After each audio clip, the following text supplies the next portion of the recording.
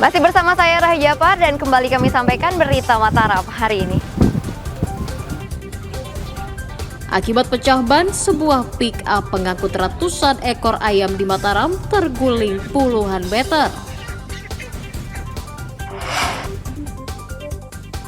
Tarif penyeberangan kapal laut kembali naik, pengguna jasa minta layanan dan fasilitas diperbaiki. Puluhan atlet dunia meramaikan kejuaraan para layang yang digelar di perbukitan kawasan Mandalika.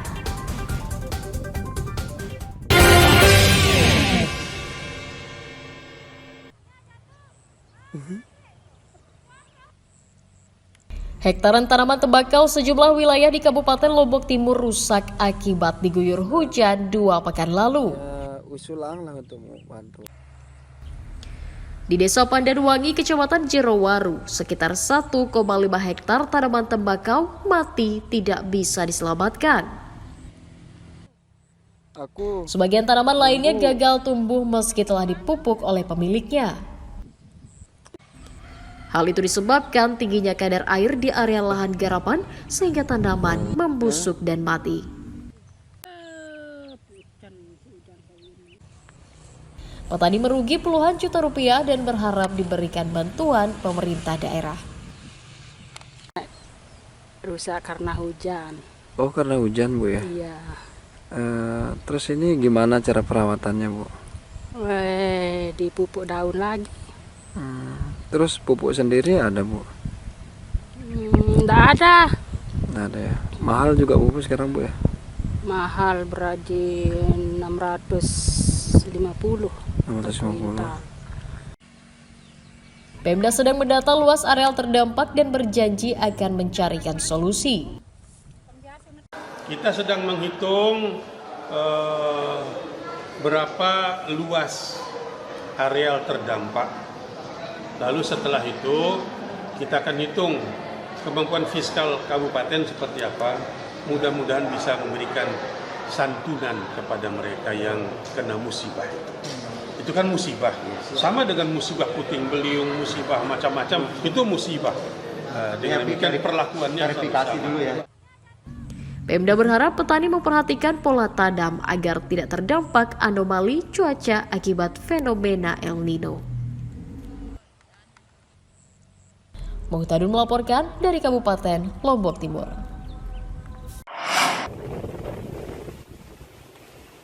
Angin kencang dan gelombang tinggi di perairan Selat Lombok membuat ketersediaan ikan laut di sejumlah wilayah di Kabupaten Lombok Timur menipis. Seperti di perkampungan nelayan di Desa Labuan Haji, yang pasokan ikannya terus menurun sejak 2 bulan lalu. Hal itu menyebabkan harga ikan laut di kalangan nelayan naik hingga 50% dari biasanya. Sebelumnya harga ikan laut Rp25.000 per kilogram, namun saat ini naik menjadi Rp50.000 hingga Rp60.000 per kilogram. Kenaikan harga ikan menyebabkan para pedagang ikan turun omset dan bahkan sebagian pedagang menutup lapak karena sepinya pembeli. Pengaruh juga iklim ini, otomatis produksi ikan kurang, harga melonjak. Yang dulunya misalnya harganya 35, sekarang sudah sampai 50.000, bahkan sampai mencapai 60.000. Yang berapa itu, Pak? Per kilo, sehingga banyak yang didatangkan dari Lombok atau dari daerah luar. Bahkan para pembakar ikan ini sampai beli dia di Tanjung Luar karena tidak ada stok. Kalau dari pembeli sendiri, Pak, gimana? Kalau kita sebagai pengepul, Ya, ramai enggak di sini? Atau pembeli kadang-kadang juga ada sedikit penurunan lah. Ya. Para pedagang berharap kondisi cuaca segera normal agar stok ikan di pasaran normal kembali. Muhtadun melaporkan dari Kabupaten Lombok Timur.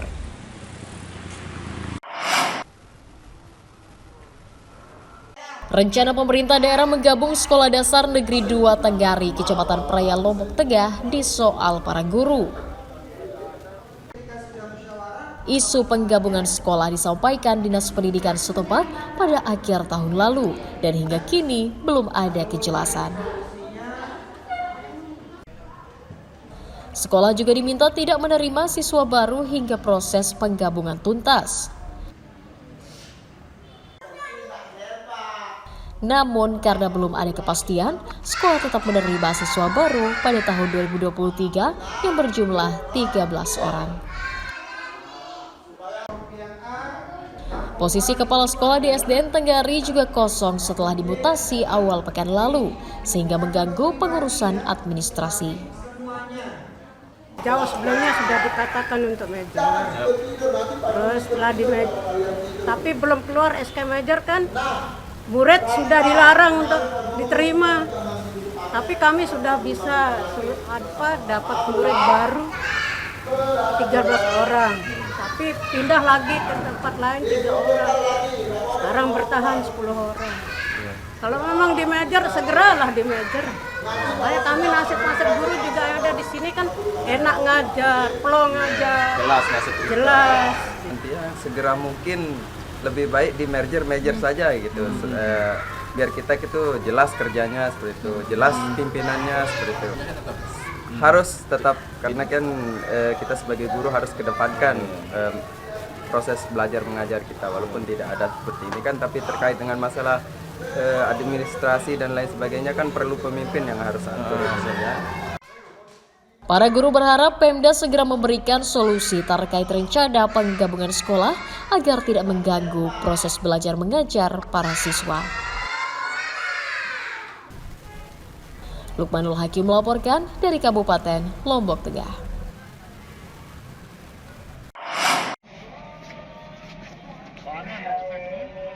Pemuda bernama Rizky Agus Satriawan, 25 tahun, diringkus Satuan Reserse Kriminal Polsek Sendubaya karena membawa kabur motor teman barunya.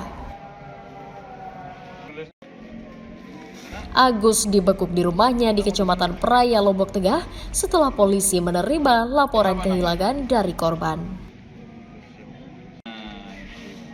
Polisi menyita 1 unit sepeda motor yang sempat digadaikan 2 juta rupiah ke orang lain. Untuk memuluskan aksinya, Agus berpura-pura mengajak korban minum kopi di sebuah warung, kemudian membawa kabur motor korban dengan alasan meminjam untuk membeli rokok. Tersangka merupakan residivis narkotika yang baru beberapa bulan keluar penjara. Korban melalui perantara temannya untuk meminjam kendaraan pelaku, kendaraan korban diantar salah satu kos-kosan di Jalan Tantanus ya, Jalan Tantanus, Negara. Kemudian dengan alasan ini meminjam kendaraan dan dia kabur dan menggadaikan sampai tertangkap. Dan alhamdulillah saat ini kami menggunakan pasal 372 dan ancaman 4 tahun penjara, dan pelaku merupakan residivis narkoba.